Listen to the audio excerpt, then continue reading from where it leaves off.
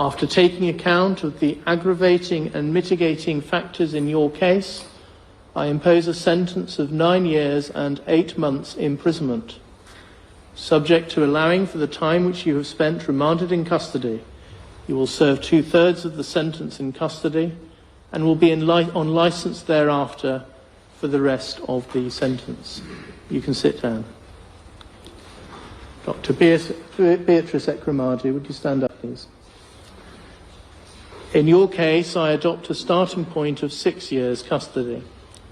I do not consider that the aggravating factors that are present in the case of your co-defendants apply to you. You were not directly involved in the identification of the donor, and the evidence does not show that you were directly involved in the attempts to identify a further donor after the transplant did not go ahead. I take account of all the mitigating features that Mr. Mahindra KC has identified and the content of the thorough and helpful pre-sentence report prepared by Jessica Stephen of the Probation Service. You are a person of good character. You helped set up the ECOA Foundation with your husband, and you have been closely involved with its important charitable work. Much of the character evidence I have read applies also to you. You were also motivated by the desperate plight of your daughter and by maternal love. Further, in your case, I accept that although Sonia is an adult, you have substantial caring responsibilities towards her.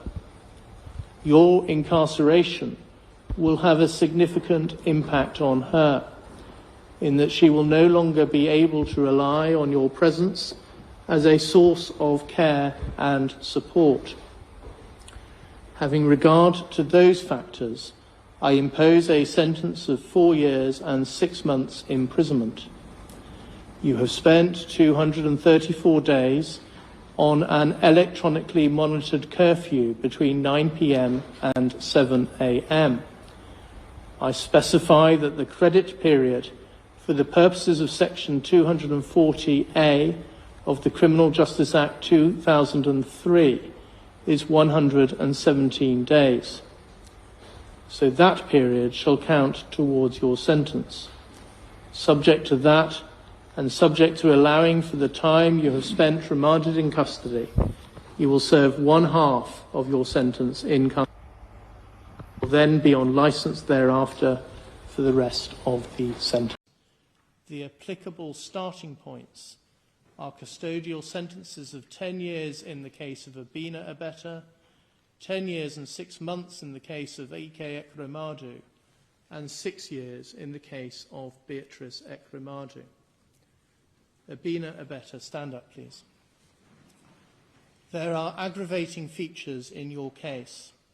You deliberately targeted a victim who was particularly vulnerable due to his young age, his isolation from his immediate family, and his poverty. After the conspiracy to exploit C was thwarted, you